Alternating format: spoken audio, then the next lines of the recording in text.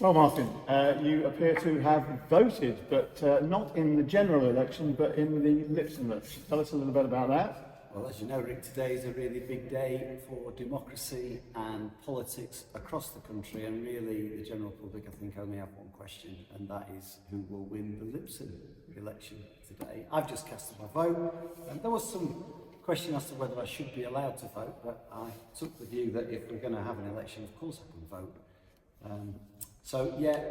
We'll introduce Marie in a minute. Marie and Jack Reynolds have done a phenomenal job organising the election for today for our students, and she'll tell you more about it. Well, I'll come back to you in a minute. I'll just have a quick chat with Marie now, but I want to ask you, who did you vote for?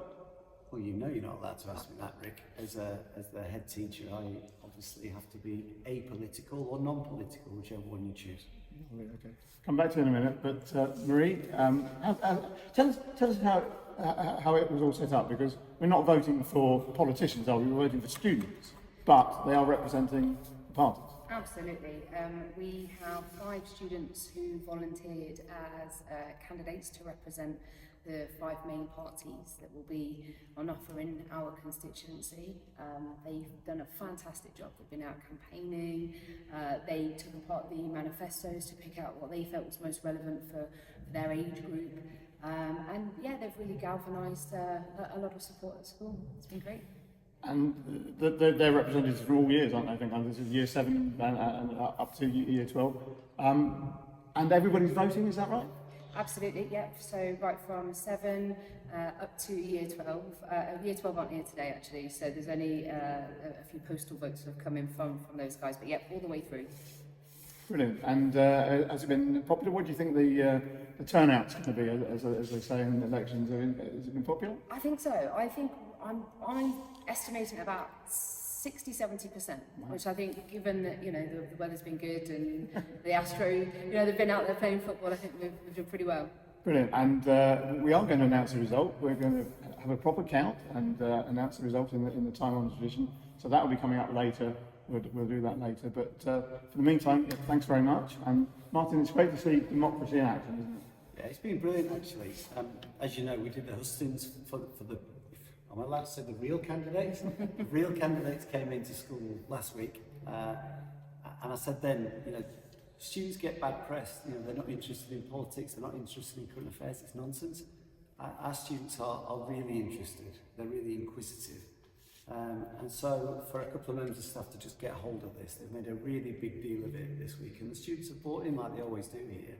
And yes, they are interested, and I think we're both really confident that there'll be a significant number of our youngsters looking at the real exit polls at 10 o'clock tonight. And if by doing this over the last week has spiked their interest in what's going on in the country, then that's just got to be a great thing, I think. I think even more than that, isn't there the older children are having a sort of I don't know what you call it, a political party, a post-vote party with members of staff are going to be all online together. Before we get too worried from a safeguard point of view, can I please stress that it's a virtual... Party's probably the wrong word, isn't it? It's a virtual election party, which I've had the invite for, but that'll be fantastic. There'll be a number of us taking part in a debate throughout the night with some of our A-level politics students, so if that doesn't bring it to life, I don't know what will. And obviously, I'll be hoping there'll be no controversy at 3 o'clock in the morning. We're nearing the end of term generally, and things are winding down in certain areas, but not in all areas. I mean, there's lots of things happening, I think, as far as staff are concerned and as far as students are concerned. Yeah, so even I'm beginning to think that we're on a bit of a countdown now, but we've still got quite a lot to do.